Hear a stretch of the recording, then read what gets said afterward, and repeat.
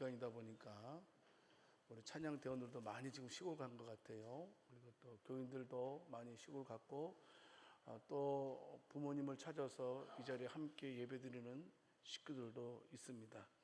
여러분들에게 큰 은혜가 있기를 바라고요. 추석, 여러분 추석은 한가위라고도 말을 하죠. 음력 8월 15일 날로 있는데, 이 한가위라는 말은 가운데의 큰 날이라는 뜻을 가지고 있습니다. 1년 중 가장 풍성한 수확의 시기를 의미하는 날이 한가위라는 뜻입니다. 여러분, 우리 기독교에서는 이 추석을 우리가 어떻게 해석해야 되느냐 하는 겁니다. 불신자들은 조상들에게 제사를 지내는 그런 날로 지나지 않습니까? 근데 우리들은 어떻게 해야 되냐면, 모든 좋은 것을 주신 하나님께 감사하는 날, 우리에게, 우리 가정에, 우리 교회에 좋은 것을 주신 하나님께 감사하는 날, 이것으로 우리가 추석을 재해석을 해야 합니다. 그 말씀의 근거는 야고보 사도가 말씀하고 있는 것처럼 우리에게 있어서 온갖 좋은 은사나 온전한 선물이 위로부터 온다 그랬습니다. 하나님께서 우리에게 가장 좋은 것을 주셨기 때문입니다. 그래서 우리는 이 추석 명절을 맞이하여서 하나님께서 주신 은혜를 기억하면서 날마다 감사와 나눔의 신앙을 회복하는 은혜가 있기를 원합니다. 특별히 명절 때 여러분들 꼭 가족 싸움 하지 마시고, 그리고 중요한 것은 이 명절을 통해서 가장 중요한 것은 화해와 용서입니다. 뿐만 아니고 사랑의 회복을 경험하는 그런 명절이 될 수 있기를 살아계신 주님의 이름으로 축원합니다. 자, 오늘 말씀은요, 예수님께서 제자들에게 그 영적인 추수에 대해서 말씀을 하고 있는 말씀입니다. 씨앗을 뿌리면 넉 달 후에는 곡식을 거둔다라는 이런 관용어가 이스라엘 사람들에게 있었던 것 같습니다. 이건 통념이죠. 근데 너희가 가지고 있는 이 통념이 잘못된 거다, 이렇게 말씀을 하시죠. 뭐라고 말씀하고 있냐면, 눈을 들어 밭을 보라, 씌어져 추수하게 되었도다. 우리가 생각할 때는 반드시 이렇게 해서 원인과 결과에 의해서 열매를 맺는데, 아니다, 지금 열매를 맺게 되었도다 라고 예수님께서 제자들에게 말씀하시는 장면입니다. 자, 우리는 오늘 말씀을 통해서 주님께서 말씀하시는 핵심은 뭡니까? 우리도 영적인 추수꾼이 되자 이겁니다. 우리가 추석이 되면 가장 오곡백발을 추수하지 않습니까? 추수하는 것처럼 우리들의 인생이 바로 추수하는 인생이 되어야 된다는 사실을 말씀해 주고 있습니다. 풍성한 열매를 거두는 기쁨이 저와 여러분들에게 있기를 살아계신 주님의 이름으로 축원합니다. 풍성한 열매를 맺는 기쁨을 거두기 위해서는요, 먼저 기억할 것이 있습니다. 첫 번째는 세상을 바라볼 때에 항상 하나님의 시선으로 바라보아야 한다는 사실입니다. 예수님께서 제자들에게 눈을 들어 밭을 보라 라고 말씀하시지 않았습니까? 그냥 단순하게 그냥 눈앞에 펼쳐진 그런 보리밭을 잘 살펴보라 라고 말씀하신 것이 아닙니다. 여기에는 깊은 영적인 의미가 담겨져 있습니다. 사실 이 말씀은 예수님께서 제자들의 편견을 깨트리는 말씀이기도 합니다. 여러분, 이스라엘 지도를 보게 되면 갈릴리, 사마리아, 유대 이렇게 되어 있습니다. 그런데 갈릴리나 유대 사람들은 이 사마리아 사람들에 대해서 굉장히 혐오스럽게 생각했어요. 그래서 갈릴리에서 유대를 가게 되면 사마리아를 거쳐가야 되는데, 유다 사람이랑 그 갈릴리 사람들은 삥 돌아서 갑니다. 이렇게. 왜? 너무나 안 좋은 땅이라 이겁니다. 그래서 이 유대인들은, 제자들은 특별히 사마리아 사람들을 생각할 때에 아직 저들은 복음의 열매를 맺을 단계가 안 돼 있다, 아직 준비가 되어 있지 않다라고 생각을 했던 것 같습니다. 편견이었죠. 그러나 예수님께서 바로 그곳, 아무도 기대하지 않았던 사마리아 땅에서 놀라운 구원의 역사를 이루어 가시는 것이 요한복음 4장의 내용입니다. 여러분, 우리가 요한복음 4장 하면 누가 생각납니까? 수가성 사마리아 여인이 생각나게 됩니다. 그가 예수님 만났죠. 예수님을 통해서 메시아를 만나게 되죠. 예수님이 메시아인 것을 알게 되었죠. 얼마나 기뻤는지 모릅니다. 그래서 사마리아 동네로 갑니다. 거기 가서 내가 메시아를 만났습니다. 여러분들도 메시아를 만나기를 원합니다 라고 전했을 때에 그 말을 들은 사람들이 희한하죠. 그 말을 기다렸다는 듯이 수많은 사람들이 예수님을 만나러 오기 위해서 막 오는 모습을 보고 예수님께서는 희어져 추수하게 되었도다, 이렇게 말씀을 하고 있는 것입니다. 성도 여러분, 저와 여러분들이 꼭 명심할 것은 뭡니까? 우리가 어떤 것에 봉착했을 때 문제와 상황에 우리가 파묻히는 그런 시선을 가지고 있어서는 안 됩니다. 눈을 들어야 됩니다. 항상 저와 여러분들이 수술을 하든 뭐를 하든 중요한 것은 눈을 들을 줄 알아야 된다는 사실입니다. 마치 제자들은 인간적인 생각으로만 사마리아 사람들을 생각해 보았지만, 마치 예수님처럼 하나님의 시선을 가지고 사마리아를 바랐을 때에는 그 사마리아라는 성이 얼마나 큰 추수의 밭인지를 알았다는 사실입니다. 성도 여러분, 범사의 모든 일에 하나님의 눈으로, 하나님의 시선으로 바라볼 수 있기를 원합니다. 창세기 13장에 보게 되면 아브라함의 이야기가 기록되어져 있습니다. 아브라함의 목자들과 그 조카 롯의 목자들이 이제 그 짐승의 식량 때문에 막 싸움이 벌어졌습니다. 아브라함이 마음이 아프죠. 왜? 우리가 식구끼리 싸울 필요가 뭐가 있느냐. 그래서 아브라함이 롯에게 제안을 하게 되죠. 네가 좌하면 내가 우하고, 네가 우하면 내가 좌하리라, 이런 제안을 하게 됩니다. 그런데요, 여러분, 롯이 볼 때는 이쪽 보게 되니까 유다 땅을, 요단강 쪽을 보게 되니까 얼마나 비옥한지 몰라요. 물도 많고 풀도 많고 그래요. 너무나 좋은 땅이었어요. 그러니까 얼른 그 땅을 탁 찾았는 거예요. 여러분, 딴 좀 철 있는 조카라면 삼촌 먼저 하세요. 삼촌이 먼저 택하세요 할 텐데, 이 철없는 조카는 자기가 좋은 걸 법성 먹죠. 이제 물론 이제 아브라함도 어떻습니까? 선을 베풀었지만 좀 허탈감이 있지 않겠어요? 조카에 대한, 성경에 그런 얘기 없습니다. 조카에 대한 뭐 상처가 있지 않겠어요? 저놈 봐라. 그래도 내가 너를 저놈 어떻게 키워줬는데. 여러분, 그래서 나름대로 아브라함에게 저는 허탈감과, 그리고 또 그 어쩌네, 큰일 났다, 이거 많은 그 짐승들 어떻게 먹이지, 큰일 났다라는 불안감도 왔을 거라고 생각됩니다. 바로 그때 큰일 났다라고 생각할 그때 하나님께서 아브라함에게 찾아오십니다. 창세기 13장 14절 15절 말씀에서 아브라함에게 하나님께서 말씀하시죠. 염려하지 마. 동서남북을 다 바라보아라. 내가 그 땅을 네 자손에게 영원토록 줄 것이다. 복의 땅이 되게 할 것이다. 눈을 들어서 바라봐라, 이렇게 말씀하고 계십니다. 단순하게 고개를 들어서 보라는 명령이 아니었습니다. 지금까지 허탈감, 염려, 근심의 눈으로 가나안 땅을 바라보았다면 이제 눈을 들어서 하나님의 시선을 가지고 가나안 땅을 바라봐라. 그 땅은 네가 하나님의 시선 가지고 땅을 바라보면 그 땅은 저주의 땅이 아니고 메마른 땅이 아니고 하나님께서 너에게 주신 기업의 땅이고 축복의 땅이고 약속의 땅이다. 눈을 들어라. 눈을 들어라. 아브라함에게 말씀하셨고 아브라함은 눈을 들었던 것입니다. 우리도 마찬가지입니다. 눈앞에 문제와 상실감 때문에 여러분, 우리가 힘들 때가 있습니다. 그렇지 않습니까? 그때 하나님은 저와 여러분들에게 말씀하십니다. 눈을 들어라. 눈을 들어서 하나님의 시선으로 그 문제와 상황을 바라보라 라고 말씀하고 있습니다. 저와 여러분들이 눈을 들어서 하나님의 약속을 바라볼 때 이 척박한 광야 같은 그곳이 생명의 땅으로 변할 줄 믿습니다. 꼭 우리는 기억해야 됩니다. 여러분, 19세기에 중국 내지의 유명한 선교사 허더슨 테일러, 우리가 너무나 잘 알고 있습니다.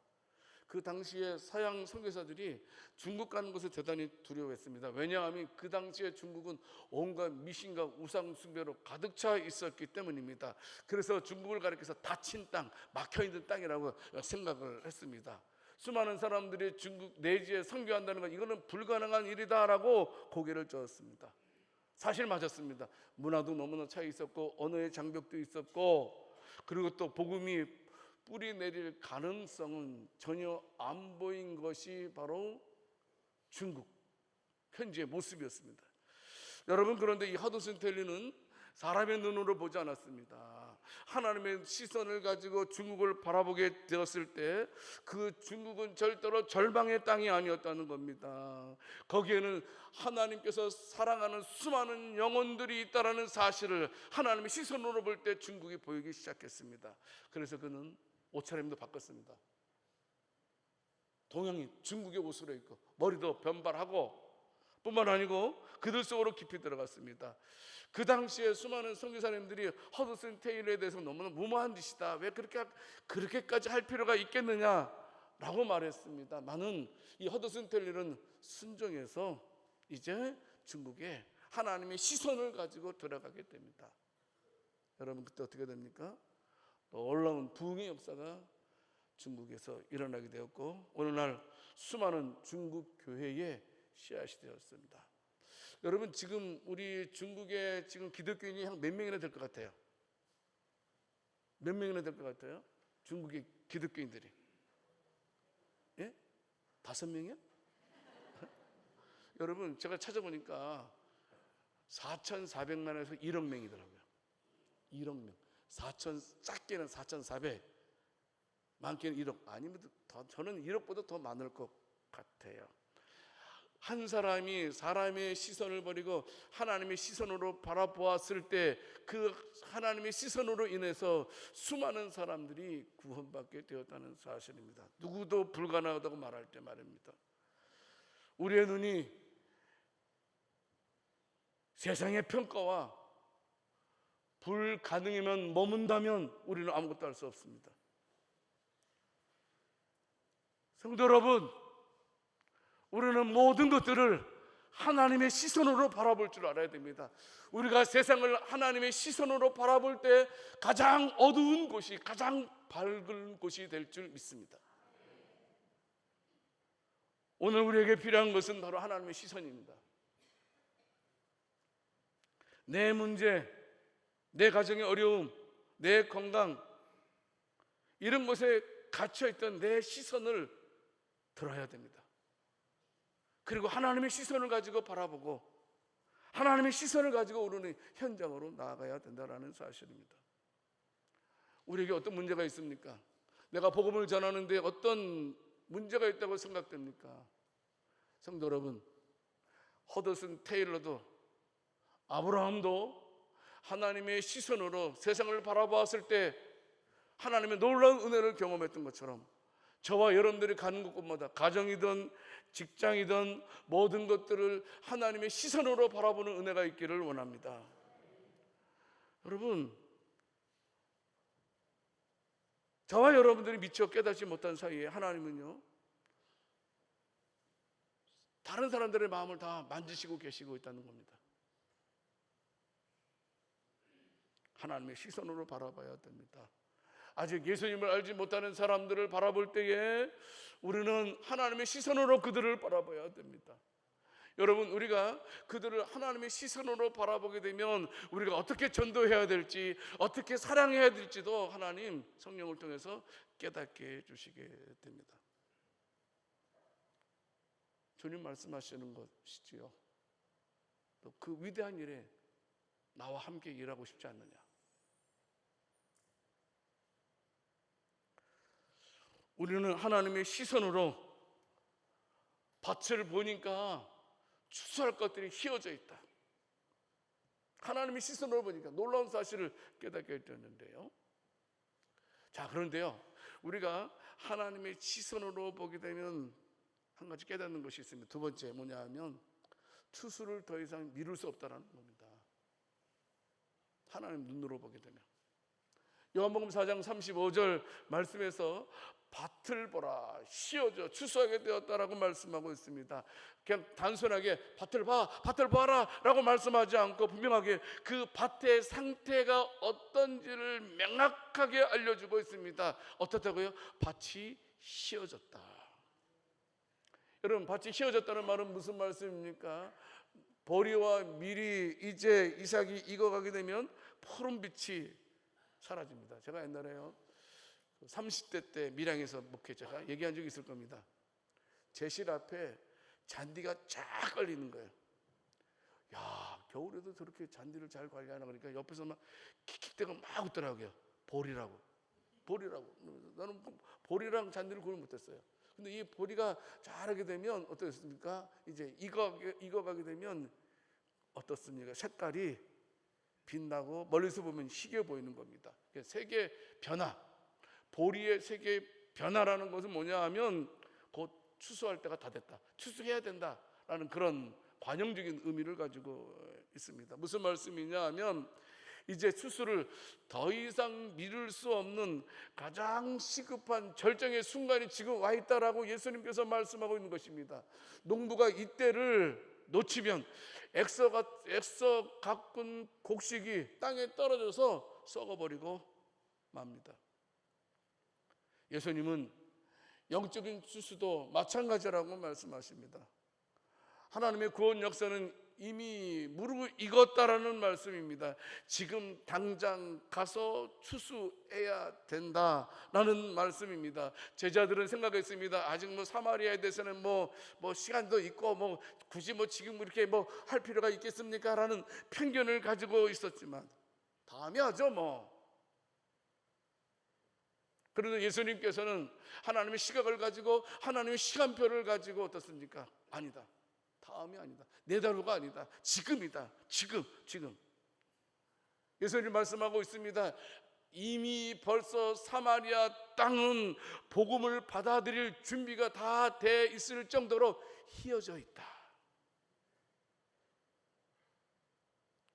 성도 여러분, 아직 때가 아니야. 조금 더 준비해야 돼 라면서 전도를 미뤄서는 안 됩니다.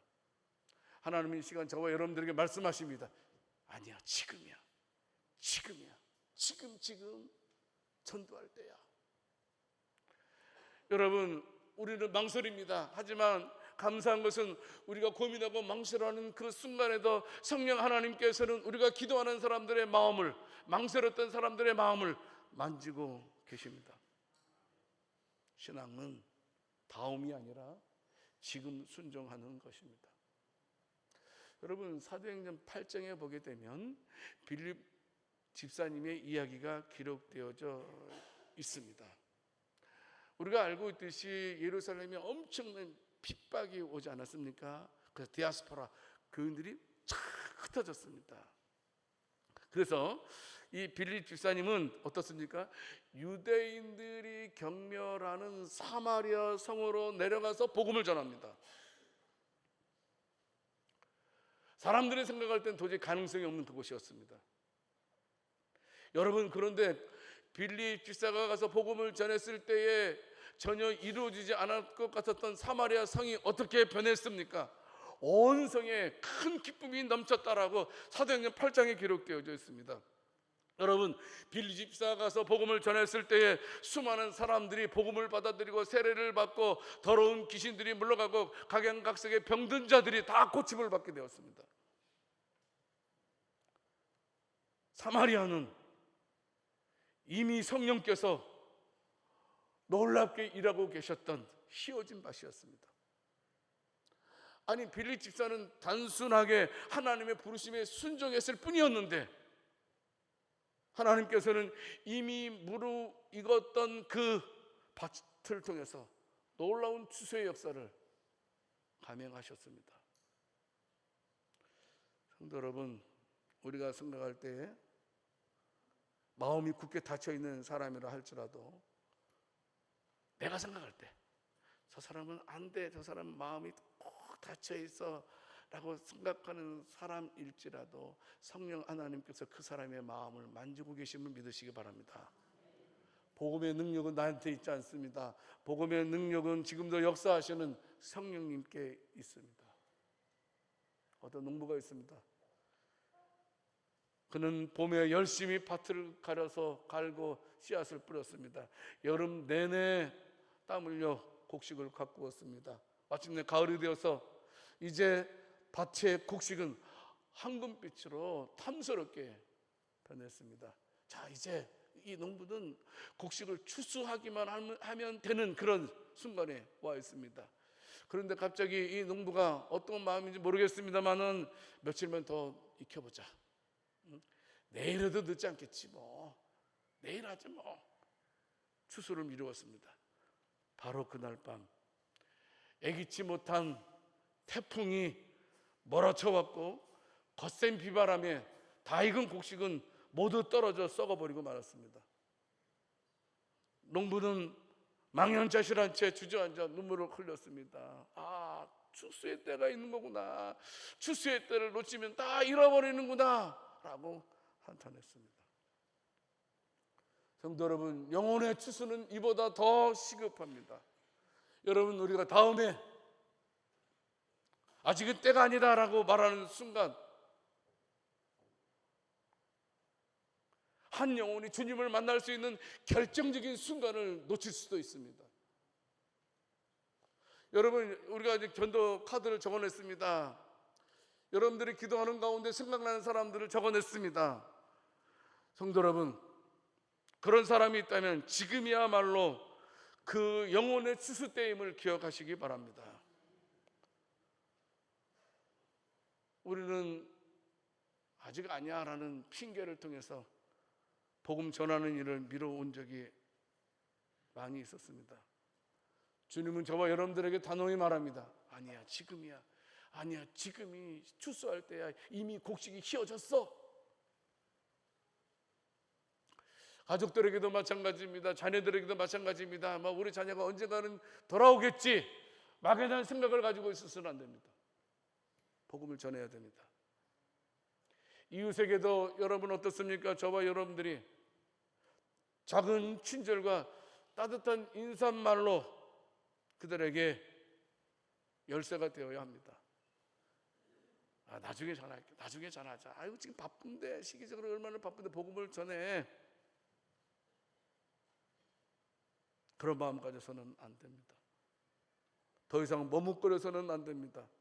지금 순종하는 저와 여러분들의 발걸음을 통해서 누군가의 영혼이 주께로 돌아오는 놀라운 추수의 기쁨을 맛보게 될 줄 믿습니다.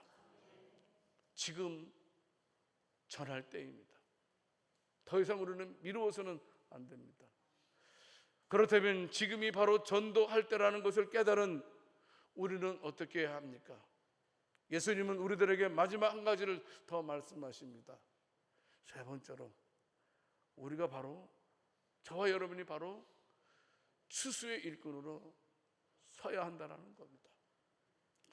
마태복음 9장 37절 38절 말씀에서 말씀하십니다. 이에 제자들에게 이르시되 추수할 것은 많되 일꾼이 적으니 그러므로 추수하는 주인에게 청하여 추수할 일꾼을 보내주소서 하시니라.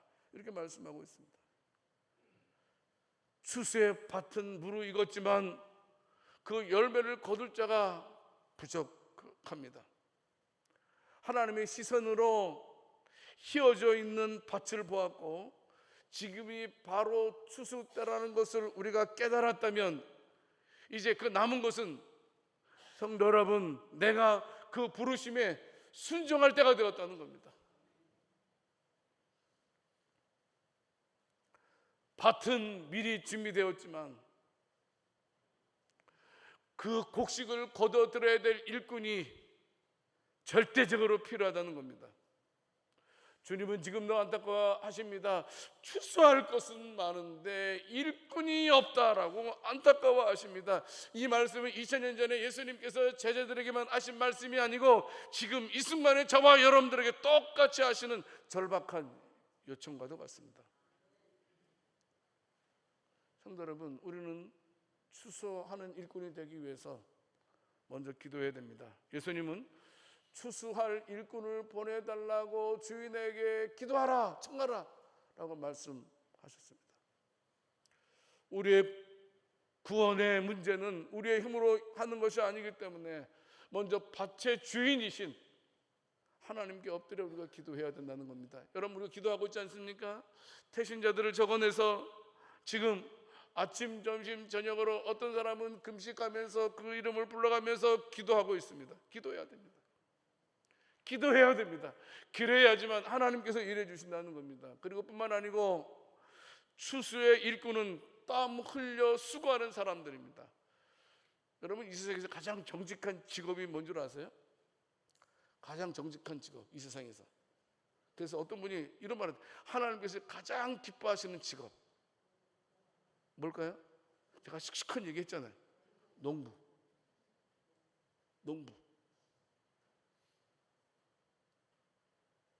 여러분, 농사를 짓는 분들 보게 되면 야, 저렇게 부지런할까? 얼마나 부지런하게 기쁨으로 단을 거두기 위해서 눈물로 씨를 뿌리는 농부들의 모습을 우리는 잘 알고 있습니다. 여러분, 우리가 한 영혼을 구원하기 위해서는 그냥 저절로 되는 것이 아니라는 겁니다. 내가 힘주면 나오는 것이 아니라는 겁니다. 한 영혼을 태어나게 하기 위해서 우리 여성분들이 10달 동안 얼마나 고생합니까? 아니, 또 뱃속에 있을 때는 편하다고 말합니다. 아이가 바깥으로 태어나게 되면 평생을 짐지고 살아가는 것이 바로 우리들 아닙니까? 그만큼 복음을 전하는 수고를 우리가 아끼지 말아야 한다는 겁니다.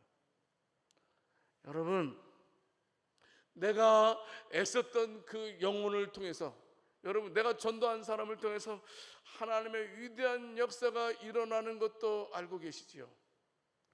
우리는 구약의 룻기서의 내용을 잘 알고 있습니다. 우리는 한 이방 여인이 어떻게 하나님의 위대한 구원 역사에 동참하는지를 설명해 준 것이 룻기서의 내용입니다. 주인공은 나오미입니다. 룻입니다. 룻은 누구입니까? 이방 모함 여인입니다. 나오미가 모압에 가서 거기서 아들을 장가시키고 아들 다 잃어버리지 않습니까? 그리고 며느리 룻을 데리고 예루살렘으로 다시 오게 됩니다. 빈털터리로 오게 됩니다. 먹을 것도 없습니다. 아무것도 없습니다. 여러분, 그래서 이 룻은 어떻습니까? 먹을 것을 해결하기 위해서 그 당시에 풍습이 있었던 추수할 때에 이삭을 주스러, 생명을 연명하기 위해서, 시어머니를 복양하기 위해서 씨앗을 주스러, 이삭을 주스러 갔습니다. 여러분, 그때 그 밭의 주인이었던 보아스가 가난하고 소외된 이방 여인 룻에 대해서 긍휼을 베풀게 됩니다. 보아스는 일꾼들에게 말합니다. 절대로 룻을 경멸하지 말아라. 그리고 룻이 가는 곳마다 너희들이 앞서가서 곡식을, 이삭을 흘려라. 이렇게 더 많이 주워갈 수 있도록 일부러 흘려버려라. 또한 뿐만이 아니고 그녀와 함께 떡을 나누면서 따뜻하게 품어주었던 이야기가 룻기서에 기록되어져 있습니다. 여러분, 이것은 보아스의 행동은 단순히 룻이라는 여인에게 친절하게 대해준 것처럼 보이지만 사실은 하나님의 사랑을 행동으로 보여준 것입니다. 그냥 곡식을 나눠준 것이 아니고 하나님께서 원하시는 따뜻한 마음과 배려를 삶에서 실천했던 보아스였습니다. 여러분, 어떤 면에서 보아스는 룻에게 작은 친절을 베푼 것입니다. 근데 보아스의 작은 친절 안에 하나님의 그 크신 사랑이 담겨져 있었습니다. 여러분, 그 결과 어떻습니까? 이 룻은 보아스와 결혼하게 되고, 여러분, 이 룻은 누가 됩니까? 그 유명한 다윗 왕의 증조 할머니가 됩니다. 뿐만 아니고 이 룻은 누굽니까? 예수님께서 다윗의 계배를 쫓아 태어나는 그런 영광도 누리게 됩니다. 무엇입니까?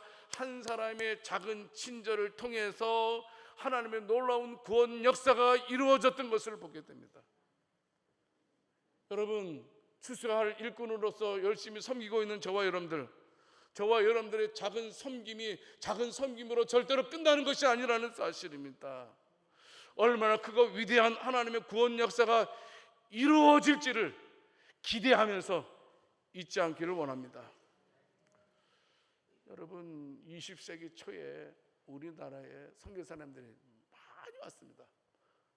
우리가 알고 있듯이 뭐 언더우드, 아펜젤러, 쇼드, 뭐 유명한 뭐 굵직굵직한 선교사님들도 많이 오셨지만, 여러분 역사에 이름 한 줄도 남기지 않은 무명의 여자 선교사님들이 얼마나 많이 있었는지 모릅니다.